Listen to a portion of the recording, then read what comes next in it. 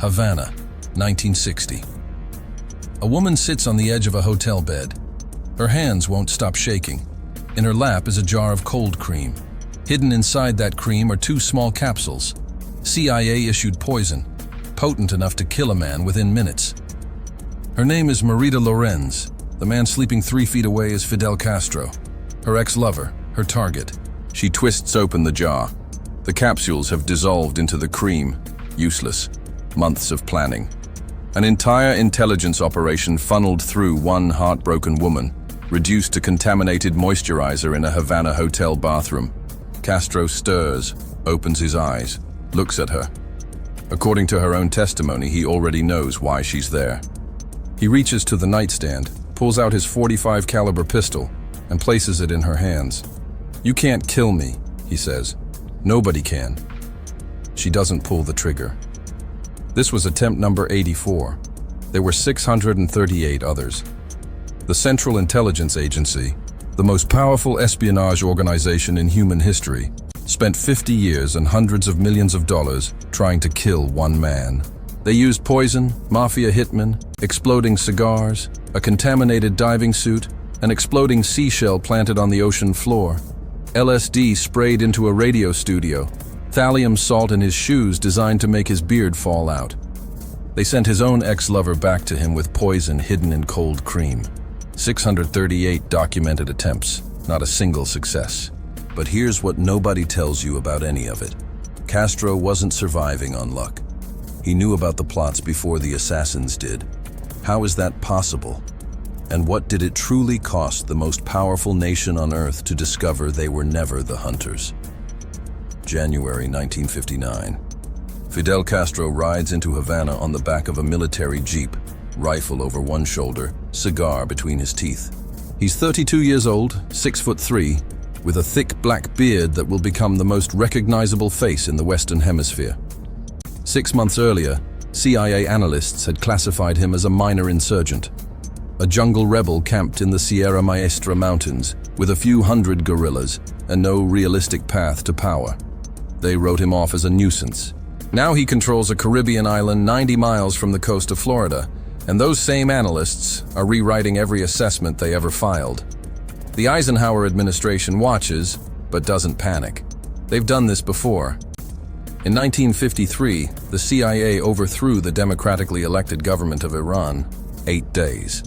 A few briefcases of cash, some planted newspaper stories, a coordinated coup, and the president was gone.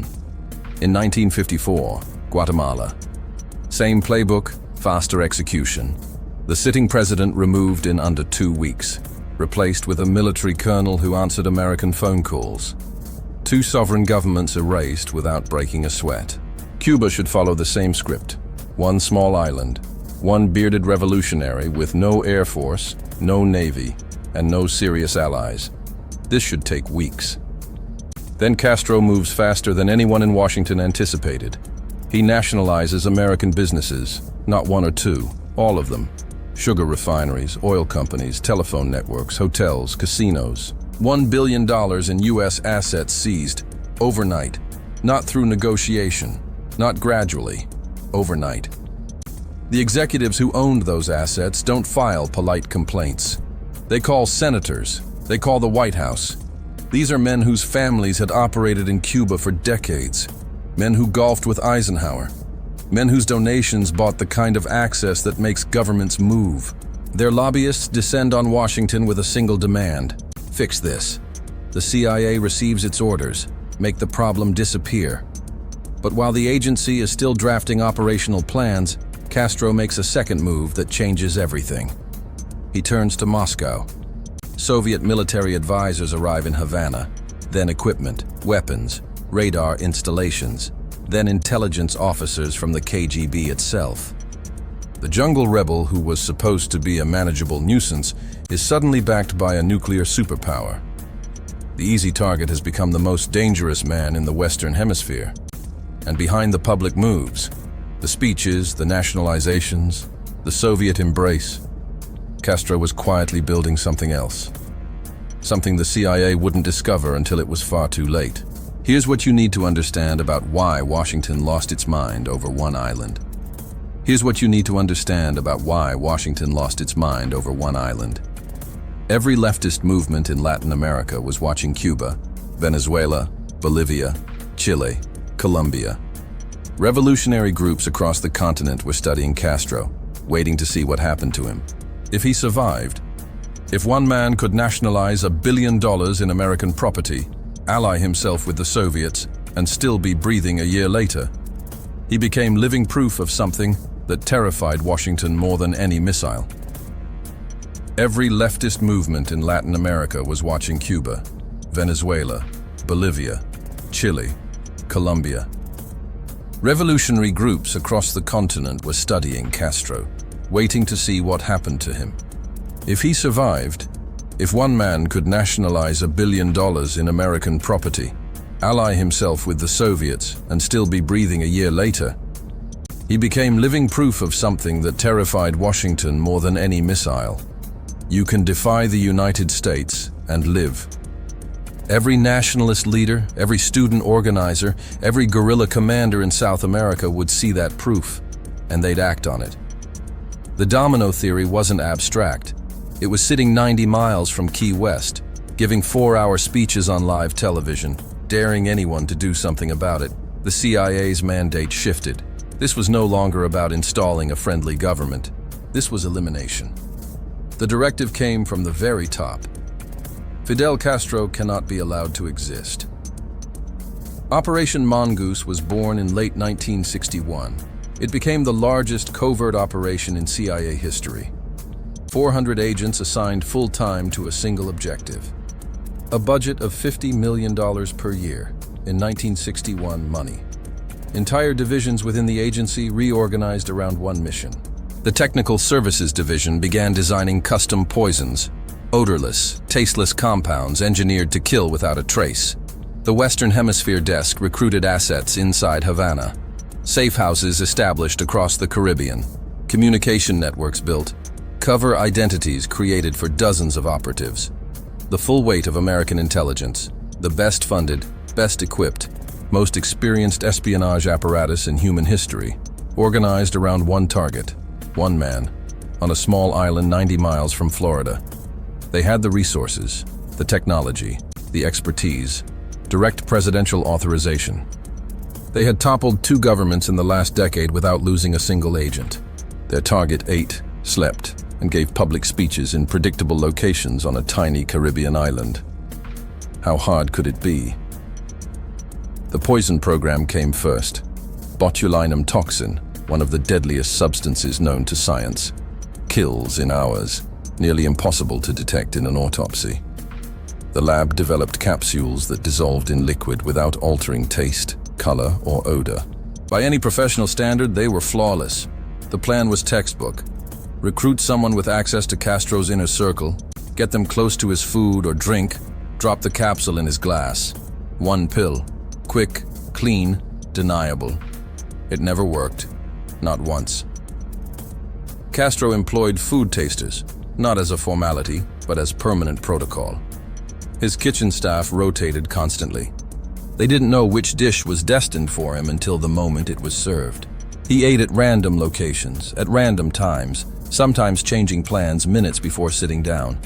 His own staff couldn't predict where he'd eat dinner on any given night. How was a recruited CIA asset supposed to?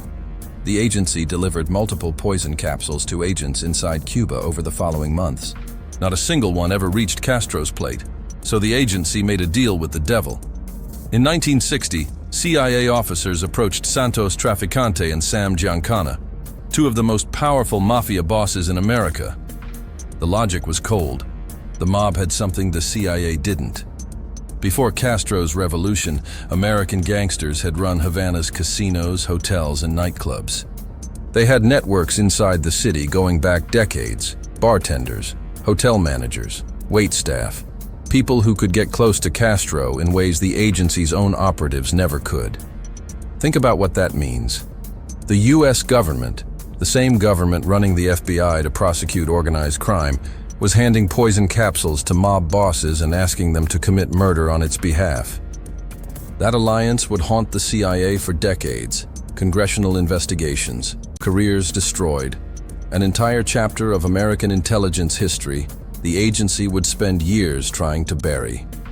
The Mafia activated old contacts inside Havana's hospitality industry.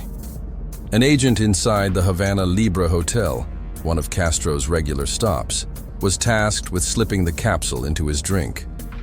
The plan was specific: hide the pill in a freezer behind the hotel bar, wait for Castro's next visit, retrieve it, drop it in his glass. When the moment arrived, the agent reached into the freezer. The capsule had frozen solid to the inner wall. He worked his fingernails under the edge, tried to pry it loose. It cracked open in his fingers. Poison spilled across the ice. Months of coordination between the CIA and the American Mafia, undone by a freezer. They tried again. A different agent, a different location. That attempt collapsed when the contact lost his nerve at the last moment. A third attempt, the recruited insider went completely silent, vanished from all communication without a trace. The most powerful intelligence agency in the world and the most powerful criminal organization in America, working together with unlimited resources, still could not get one pill into one man's drink on a small island. But here's what started keeping CIA officers awake at night. It wasn't just that the methods were failing. It was the pattern. Recruited agents inside Cuba were getting rolled up. An asset the agency spent months cultivating would simply vanish. No warning, no distress signal, nothing. A safe house used twice would get raided on the third visit. Communication channels went dead at precisely the worst moment. It was as if someone on the other side was reading the CIA's operational cables in real time. As if Castro knew exactly what was coming before the people assigned to carry it out did. The agency attributed it to bad luck and sloppy tradecraft. They were wrong. But they wouldn't understand how wrong for another 40 years. Professional methods were exhausted. The best poisons in the world couldn't reach Castro's food. The Mafia's Havana networks had been burned, compromised, or turned. The CIA faced a choice: accept that one man on a small island had beaten them, or escalate beyond the boundaries of professional espionage into territory no intelligence agency should ever enter. They escalated: the exploding cigar. Castro was famous for his cigars. They were part of his image, part of his revolutionary brand. The CIA's Technical Services Division designed a cigar packed with enough explosive to kill anyone within a few feet. The plan: slip it into a box of his favorite brand during a diplomatic meeting. He'd light it himself. It would look like nothing. The cigar never reached him. The contaminated diving suit. Castro loved scuba diving, one of his few known hobbies, one the CIA studied carefully. The agency prepared a wetsuit dusted with a fungal agent designed to produce chronic, debilitating skin disease. The breathing apparatus was rigged with tuberculosis bacteria, biological weapons engineered by American government scientists, hidden inside what was meant to look like a diplomatic gift. The plan: deliver the suit through a back-channel diplomat as a gesture of goodwill. The diplomat looked at the contaminated suit, looked at his classified orders, and made a decision nobody at CIA headquarters anticipated. He gave Castro a clean suit instead. One person's conscience, and the entire operation evaporated. The exploding seashell. Castro's favorite dive spots were well known. The CIA designed an exotic, brightly colored shell rigged with enough explosive to kill on contact. They'd plant it on the ocean floor at his preferred location. The colors would attract his eye. He'd swim toward it, reach for it. The plan was abandoned when someone at the agency finally asked a question that apparently no one had considered during the entire design phase. How do you guarantee a man picks up one specific shell on an ocean floor covered in thousands of them? The LSD broadcast. Castro gave frequent national radio addresses, long, passionate speeches that were central to his political image. The CIA planned to spray LSD into the ventilation system of his radio studio, so he'd hallucinate on air, babbling incoherently in front of the entire nation. His credibility would be destroyed without firing a shot. They couldn't access the ventilation system. The thallium shoes. Thallium salt placed inside Castro's shoes, a compound that causes hair loss. The target wasn't his body, it was his beard. Without the beard, the agency theorized his public image as a revolutionary strongman would collapse. His followers would see a bare-faced man instead of a mythic figure. A different kind of assassination. Killing the symbol, not the person. They couldn't get access to his shoes. Now read that list again. Exploding cigars, a contaminated diving suit, a rigged seashell on the ocean floor, LSD in a radio studio, chemicals to dissolve a man's beard. These weren't rejected proposals scribbled on napkins during a late-night brainstorm. These were real operational plans designed by real analysts with security clearances, approved through real chains of command, funded with real taxpayer dollars, authorized by real presidents, every single one. This wasn't comedy. This was what happens when institutional obsession replaces professional judgment. When an organization that exists to be rational becomes incapable of accepting one rational conclusion. We cannot kill this man. And here's the part nobody at Langley understood yet. Each failure made them more desperate. Each desperate attempt was sloppier. And each sloppy attempt gave Castro's intelligence services more data about exactly how the CIA operated, what methods they favored, what channels they used, who their contacts were. The hunter was educating the prey. The prey was taking notes. The CIA's Cuba desk became a career graveyard. 3 case officers requested transfers in a single year. 2 senior analysts resigned from the agency entirely. The Mafia alliance that started as a cold operational calculation was becoming a political liability that would shadow the agency for decades. And through all of it, the methods kept getting stranger, and Castro kept breathing. But there was one approach they hadn't tried. The most personal weapon in their arsenal. The most morally indefensible operation the CIA would ever run. Marita Lorenz is 19 years old when she first sees Fidel Castro. It's 1959, months after the revolution. She's a German citizen aboard a cruise ship visiting Havana harbor, one of the last tourist vessels to dock before relations between Cuba and the West freeze entirely. Castro comes aboard, as he often does in those early days, charming foreign visitors, showing off the new Cuba. He's 33, magnetic, impossible to ignore. She speaks fluent Spanish and has nowhere particular to be. They begin an affair. Within weeks, she's living in Havana. Within months, she's pregnant. What happens next will follow her for the rest of her life. According to Lorenz's account, she is taken to a hospital where the pregnancy is terminated without her consent. She wakes up in a recovery room. Nobody explains. Nobody apologizes. She had trusted him, loved him. Whatever happened in that hospital hollowed out something inside her that would never fully heal. She returns to the United States devastated, furious, carrying a grief with no resolution. The CIA knows all of this. They've been watching. They know about the affair. They know about the pregnancy. They know about the anger. And they see something they can use. Agency officers approach her, sympathetic, understanding. They tell her what she already suspects, that Castro used her and discarded her. Then they offer her something the CIA rarely offers civilians, a mission, return to Havana, get close to Castro again, kill him. She agrees. They give her poison capsules, small, potent, fast-acting. She hides them in her jar of cold cream, a place she's certain no one will check. She flies to Havana, clears customs without a second look, passes through Castro's security, the rotating guards, the watchful eyes, without raising any alarm. She reaches him. She's in the room. She has the weapon. In the bathroom, she unscrews the lid of the cold cream with trembling fingers. Her stomach drops. The capsules have dissolved. Moisture and heat have broken them down into the cream. Contaminated residue, but nothing close to a lethal dose. She stares at the white paste in her hands.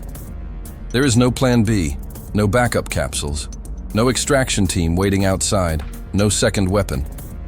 She is a 19-year-old woman standing alone in a Havana hotel bathroom, holding a useless jar of cold cream. And the man she's supposed to kill is sleeping 10 feet away. Castro wakes up. According to her testimony, he looks at her and knows immediately that something is wrong.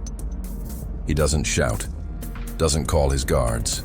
He sits up slowly, calm, like a man who has been through this before, because he has, dozens of times, and reaches to the nightstand, pulls out his .45 caliber pistol. The barrel catches the low light. He holds it out to her, handle first. "You can't kill me. Nobody can." She takes the gun, feels the full weight of it in her hand, does not pull the trigger. She leaves Cuba the next morning. Sit with that for a moment. The CIA identified a 19-year-old woman whose pregnancy had been terminated without her consent. They studied her pain, cultivated her anger, weaponized her heartbreak, and sent her back to kill the man who caused it. Not poison in a drink, not a bullet from a professional. They took a grieving young woman and turned her into a delivery mechanism, and it failed. Not because of a frozen capsule or a contaminated suit or a missing ventilation duct. It failed because the CIA built this operation on a foundation it cannot understand and will never learn to compute. Human emotion. The most calculated intelligence operation in the Western Hemisphere collapsed against one simple fact: that a woman holding a loaded gun, standing over the man who had destroyed her life, could not bring herself to fire. This was the deepest failure across all 638 attempts. Not technical, not operational, human. After Marita Lorenz, the assassination program began its slow, grinding death. But the question that's been building through this entire story still hasn't been answered. Why did nothing work? Was Castro the luckiest man alive? Was the CIA genuinely incompetent? Or was something else happening the entire time? Something nobody on the American side ever fully understood. Castro wasn't just surviving assassination attempts. He was running an intelligence operation against the people trying to kill him, and running it better than they ran theirs. Cuba's Dirección General de Inteligencia, the DGI, had been trained and equipped by the KGB from the earliest days of the revolution. Soviet intelligence specialists spent years building Cuba's espionage capability, teaching the same tradecraft that had kept the KGB competitive with the CIA across the entire Cold War, and the DGI used that training to do something devastating. They penetrated the CIA's Cuba operations at every level. Not one level, every level. Dozens of agents the CIA believed were working for Washington were actually working for Havana. Double agents recruited, trained, and controlled by Cuban intelligence, who reported every American approach, every poison shipment, every Mafia contact, every safe house address, directly back to Castro's security apparatus. Those CIA assets who went silent inside Cuba. Those safe houses raided on the third visit. Those communication channels that died at exactly the wrong moment. Now the pattern makes sense. They weren't failures of tradecraft. They were features of Castro's intelligence machine. Think about what that means. When the CIA sent poison pills through the Mafia, Castro's people knew about the pills before the Mafia handler did. When the agency recruited insiders to tamper with his food, those insiders reported the approach within hours. When operatives established safe houses in Havana, Cuban intelligence had the addresses before the CIA finished unpacking. This is why nothing worked. Not bad luck, not incompetence. Castro was running the better operation, and his daily life was engineered as a counter-assassination machine. He slept in a different location every night, sometimes switching buildings twice before dawn. He maintained a fleet of identical black sedans taking different routes across Havana simultaneously, so even a well-positioned sniper with perfect intelligence would never know which vehicle carried the real target. His food was prepared by rotating kitchen staff, who didn't know which dish was for Castro until the moment it left the kitchen. He traveled with a personal security detail trained not by Cuban military officers, but by KGB specialists who had studied every known CIA assassination method in detail. Every movement, every meal, every public appearance, calibrated to the exact threat he faced. This wasn't the behavior of a paranoid man. This was a counterintelligence system operating at the highest professional level. The scoreboard speaks for itself. 638 documented assassination attempts. 8 CIA directors who oversaw the program: Alan Dulles, John McCone, Richard Helms, James Schlesinger, William Colby, George H.W. Bush, Stansfield Turner, William Casey. 5 decades. Presidents who authorized the killing: Eisenhower, Kennedy, Johnson, Nixon, Ford. Presidents who inherited the failure: Carter, Reagan, Bush, Clinton, Bush, Obama. Castro outlived every single president who wanted him dead. He outlived the directors. He outlived the agents. He outlived the Mafia bosses the CIA hired to do the job. 50 years. Hundreds of millions of dollars. 400 dedicated agents. November 25th, 2016. Fidel Castro dies. He is 90 years old. He is in his bed. The cause of death is natural. The most targeted man in modern history. The man the most powerful intelligence agency on Earth spent 5 decades trying to eliminate, using poison, explosives, biological weapons, organized crime, psychological warfare, and a heartbroken 19-year-old woman with a jar of cold cream died of old age. The CIA tried 638 ways to kill Fidel Castro.